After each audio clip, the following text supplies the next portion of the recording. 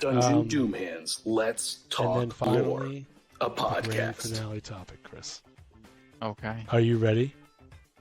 How does playing D&D add value to your, I would say, in grand life? Like, how does it change it in a better way? What values do you get from it? Probably the most important one for me, especially as I'm getting older in the way our world is going, is I get to communicate with friends that I enjoy to hang out with and spend time with and chat with.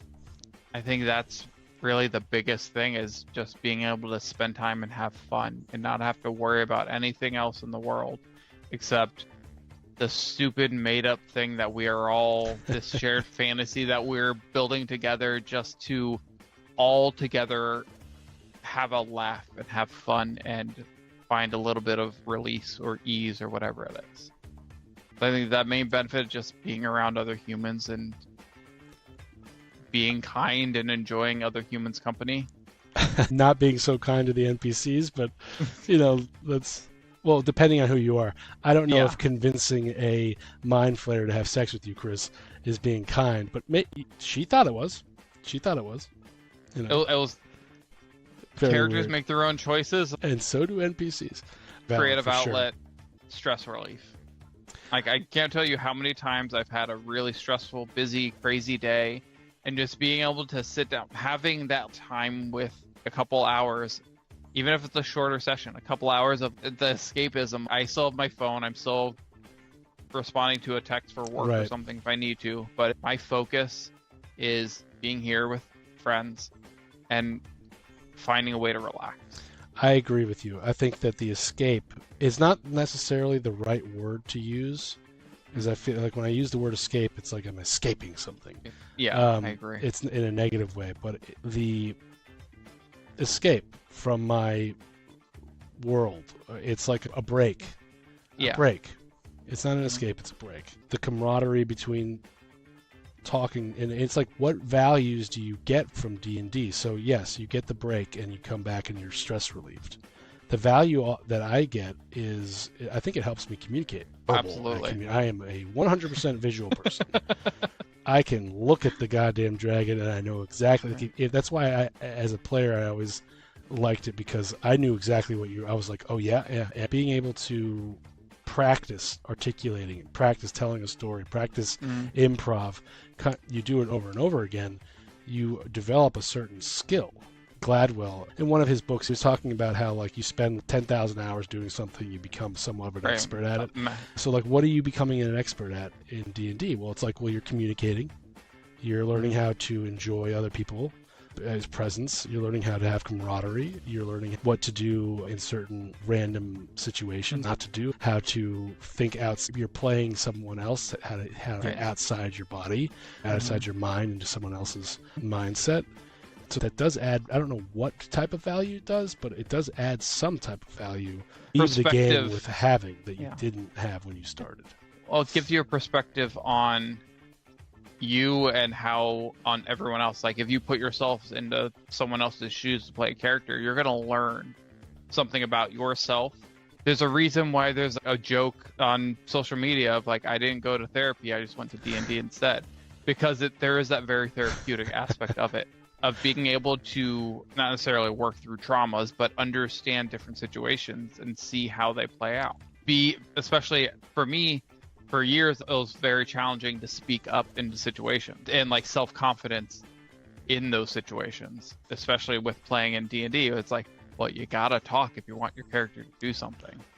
Especially if you're in a voice chat of everyone's vying for mic time, and it's like, if you're not going to do something, you're not talking for 2 hours. Yeah. Well, for me, that was not enjoyable. Notice that the person is not talking. Notice it and bring him in by saying, what do you think? Yep.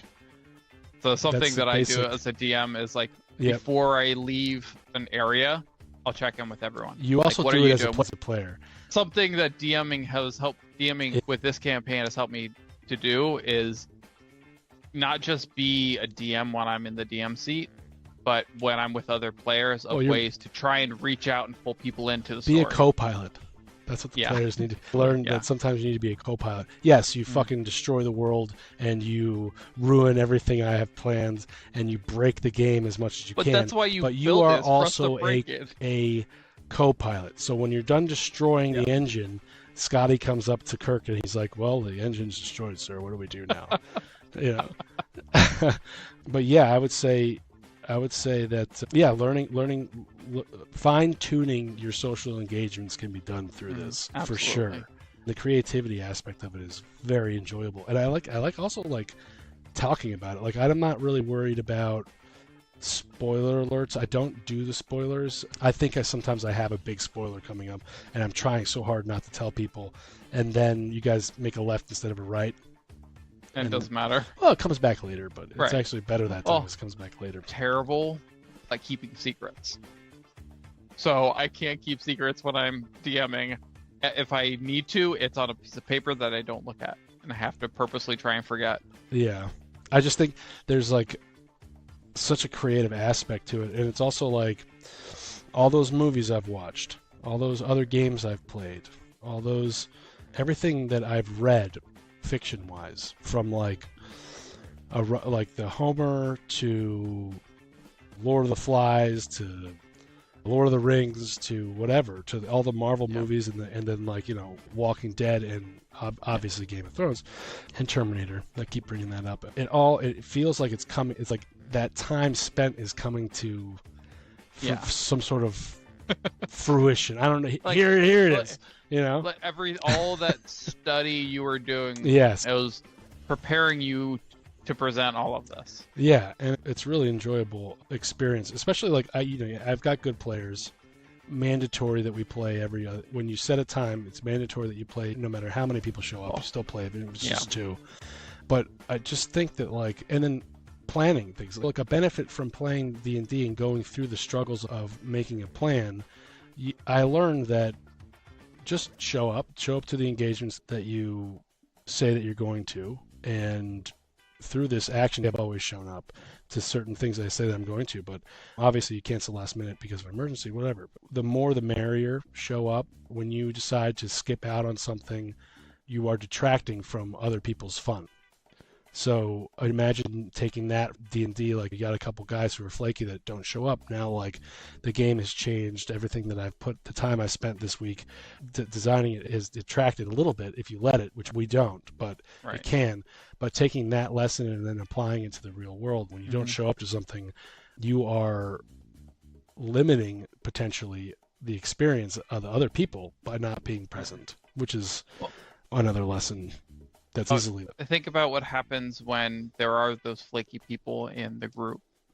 As a player, you're less inclined to engage with them, to create those bigger stories, those longer fulfillments of really trying to like pull them into the story as involved as you are. Right. If you're working on a project with someone and they're just flaky and don't want to be there, you're just going to do it yourself. You're not going to bring them into it. It's not the purpose of having the group there. You have the group there to work together, to do stuff together. Yes. It's like, do you want to play? Are you Tom Brady? Did you guys come here to watch Tom Brady play, the best player in the world? Or did you want to see a great team?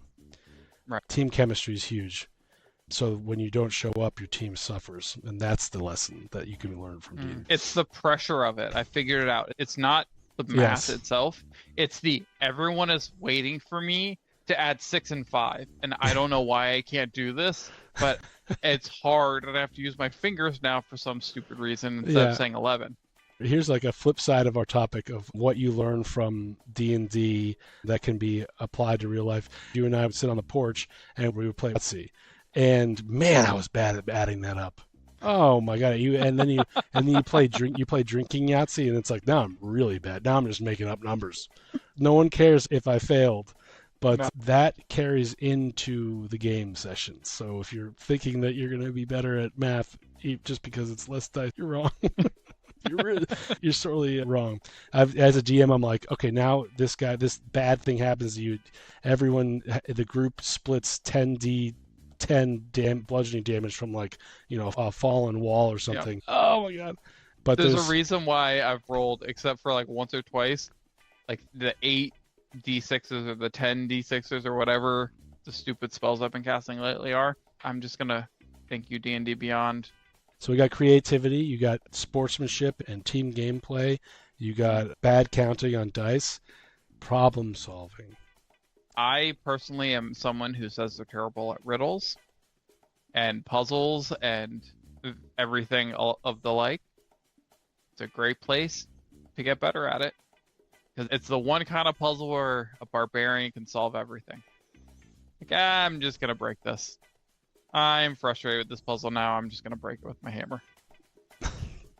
That doesn't translate to the real world. Like a file watcher says, like fireball, like Yes. the spreading the damage. Yes, that's exactly right.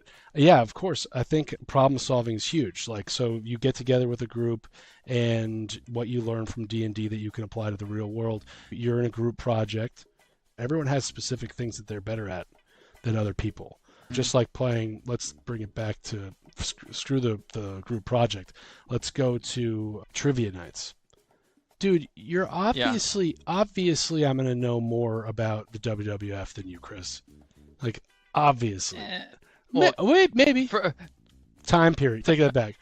You Yes. would probably, if there was a question about yoga or like the Zen, hospitality. like the hospitality Chakras. business, chakras. Like, I'm gonna be happy that you're on my team. The problem solving. One of the things that I learned, not like learned, but re-emphasized in my life is that, and you said it to me once, and I was actually very stressed out with what was going. Just a lot of changes in my life. I got kids, family, whatever, and work. And you said to me, not all. We did a Let's Talk Lore. It was not all problems have solutions. Not all puzzles have to have solutions. So you take that and you apply it to your life. You don't have to know everything. You don't have to solve everything. It will go on, and someone will pick the ball up and help you get it done. But I really like that. Was a good little like moral lesson. I just feel like the game is set up in a way that the social interaction is so key, and it's so helpful to develop your senses of yourself almost. I keep telling my wife, who does the behavioral therapy, these kids that have these learning disabilities, they're so smart. They're so smart. If talk about math problems, like, my God, they can remember the digits on the top of taxi cabs. They will remember the taxi cab driver's certificate number. They got into a cab once and said that to my wife, or they would take her phone and just play with their phones. They're young kids, like 5, whatever. And they're looking at the phone number, seeing how it goes. The next session, Jamie got off the phone with me, and the kid told Jamie my phone number, which was like creepy and insane. So these kids, they're so smart, and they have these wires connected in a certain way that they're right there.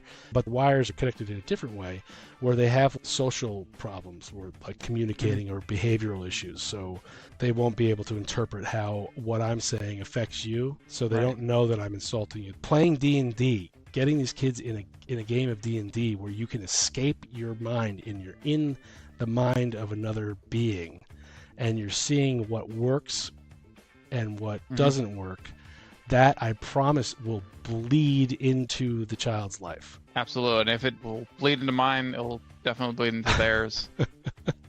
The joy has bled into my life, That's why we talked about eventually having a partnership, coming together and having some games for maybe not her children or her kids or other kids. Do it for sure. We're definitely doing that. It's like, I'm going to want to, we'll take photos of it, but we're not, this isn't for view counts. I think it's something that we want to do. It's a very good idea. And eventually, once we get going, we'll be able to spread word faster. And one last thing that I learned from D&D that has helped me in my life is that it is sort of like a safe haven. I feel like there have been plenty of times where I have wanted to go out and have a drink or waste my money and time at doing something I shouldn't. Go to a sports game, go to whatever. It's so enjoyable to me that I would rather be playing than those vices. Mhm. And I really feel like maybe it's just me. I'm sure that other people don't feel that way about D&D, but just have something like that in your life is very meaningful, very powerful, I think. Like sitting down and playing, and I think the way we start every session that we play is it's a hangout for like 15-20 minutes. It's Yeah. not always intended to be that way because of technical issues, but We're getting better. yeah, we're getting better. But there's always this moment of like, we're just friends sitting down, hanging out. How are things going? Just like shooting the shit of being friends and being humans together. And then we're like, all right, let's play this ridiculous game where we can do crazy, stupid things. And then we're going to laugh about it for years. File Watcher says the first 20 to 30 minutes is totally just goofing around. Chat in our group chat throughout the weeks, but we only like sit and talk every 2 weeks. It's true. And like, we need Not that me, moment of, dude. like, I sent you 4,000 text messages about everything. I'll let 10 messages come in before I respond because I gotta sit down and read this Listen, and process it. I say it up front. I said, listen, I'm sorry for how many text messages I'm going to send you. Don't feel like you have to Well- respond to all of them, but My boyfriend has sent me another message. yeah, it's true. We're letting everything settle out so that we can focus on what we want to focus on. Oh, we're yeah. let all the day and all the dust settle. Like the heart rate of all of us sitting down, almost all of us have children in our group. So, children bring stress in your life. And I will say for me as a father with a child, when I come to sit down, it takes a while for all of that tension from the day of work and then wanting to spend time and having to play chase for 3 hours.